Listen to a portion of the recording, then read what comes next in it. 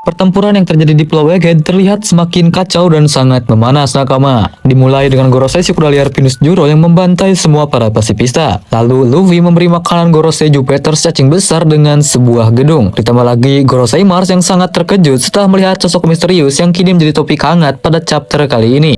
Oke, tanpa berlama-lama lagi, mari kita review keseruan pada One Piece chapter 1112 ini.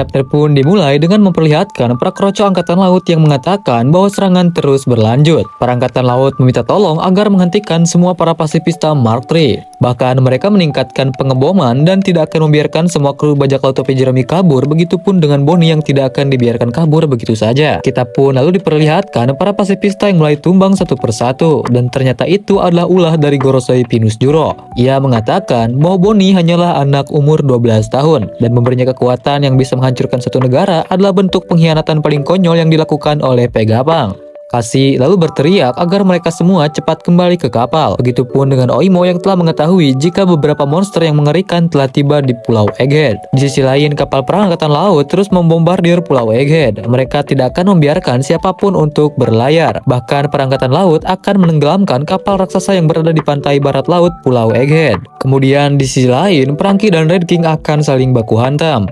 Di sini Franky menghajar Red King menggunakan jurus Strong Ride. Bonnie lalu meminta para raksasa untuk menjaga Kuma, kemudian ia melompat untuk menyerang.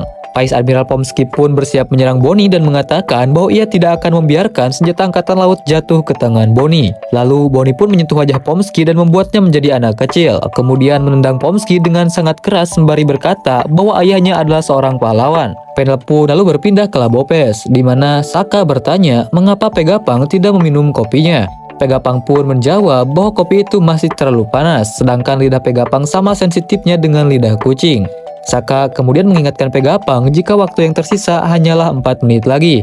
Bersamaan dengan itu, York telah membawa Gorosei Mars ke salah satu ruangan di mana York sangat yakin jika Vegapunk membuat video siaran langsung tersebut di ruangan itu. Tiba-tiba, serangan laser besar pun keluar dari bangunan tempat York berada. York mengatakan kepada Gorosei Mars untuk tidak menyerang sembarangan. Saka kemudian memberitahu Vegapunk jika mereka sudah tidak memiliki banyak waktu lagi.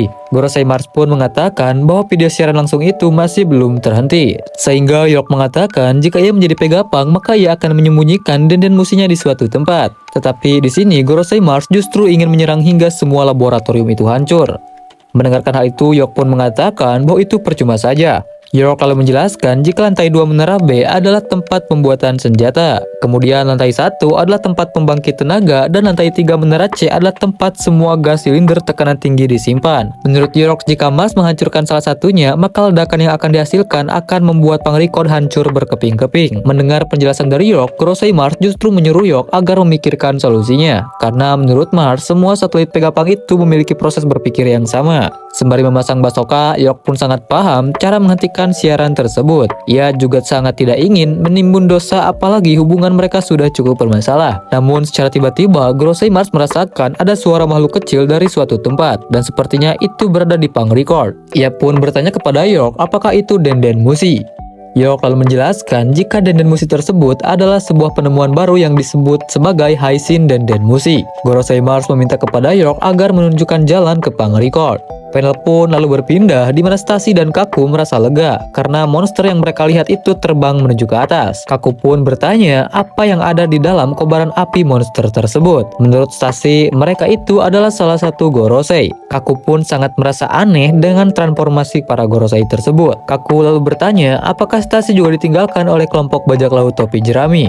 Dan hal tersebut membuat Kaku merasa kasihan kepada Stacy. Mendengarkan hal itu, Stacy pun menjawab jika ia memilih tinggal sesuai dengan keinginannya sendiri.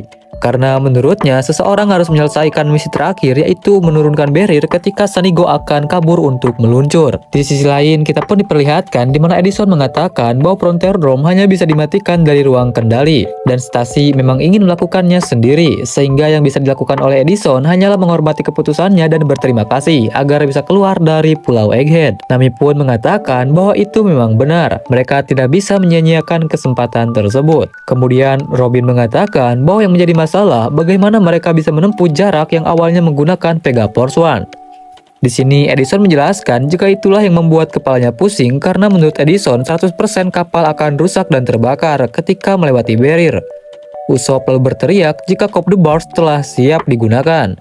Itu berarti mereka bisa lepas landas ketika Zoro dan yang lainnya telah naik ke kapal. Namun jika mereka gagal, maka yang harus dilakukan mereka adalah bekerja sama untuk mengandalkan kekuatan mereka semua. Mendengarkan teriakan Usopp, Edison pun di sini tertawa dan mengatakan jika Usopp adalah kru dari topi jerami yang paling ribut. Edison juga mengatakan bahwa keajaiban terjadi karena keberanian mengalahkan segalanya, sekalipun Edison adalah seorang ilmuwan. Tiba-tiba Edison langsung melompat dan membuat semua orang yang ada di sana sangat kaget dan terkejut. Edison berjanji jika Sanigo akan sampai ke lautan, dan Edison pun berpikir jika perkiraan kerusakannya mencapai 78%. Kemudian kita pun diperlihatkan kapal angkatan laut yang sepertinya tersedot sesuatu ke tengah pulau Egghead, dan ternyata itu adalah ulah dari wujud cacing raksasa Gorosei Jupiter yang membuka mulutnya untuk menyedot semuanya yang terlihat. Beberapa angkatan laut dan pohon pun yang tersedot mulai masuk ke dalam mulut Gorosei Jupiter.